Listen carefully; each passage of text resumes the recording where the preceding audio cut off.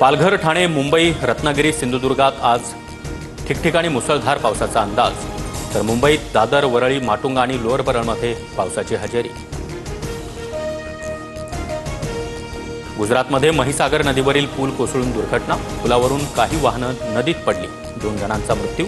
वडोदरा आनंदला जोडणारा रस्ता बंद. आकाशवाणी आमदार निवासात शिवसेना आमदार संजय गायकवाडांचा राडा, निकृष्ट जेवण दिल्याचा आरोप करत गायकवाडांनी कॅन्टीन कर्मचाऱ्याला फटकावलं.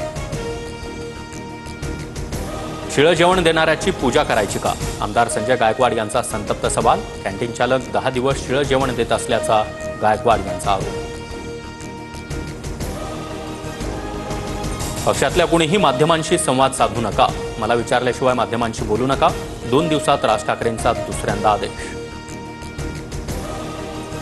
भाजप खासदार निशिकांत दुबेचा पुन्हा उद्धव ठाकरेंवर निशाणा. मालमत्ता खरेदीसाठी ठाकरेंच्या नेत्यांकडे पैसे कुठून येतात? काही मालमत्तांची यादी पोस्ट करत दुबेचे सवाल. सर्व जागा लढवायच्या हिशोबानं कामाला लागा, परिस्थितीनुसार युतीबाबत मित्रपक्षांशी बोलून निर्णय घेऊ, उपमुख्यमंत्री अजित पवारांचं कार्यकर्त्यांना आवाहन. आझाद मैदानातील आंदोलक शिक्षकांची शरद पवारांनी भेट घेतली. शिक्षकांवर मागण्यांसाठी संघर्ष करण्याची वेळ. पवारांकडून खंत व्यक्त, तर सरकारनं आजच्या दिवसातच GR काढण्याची मागणी.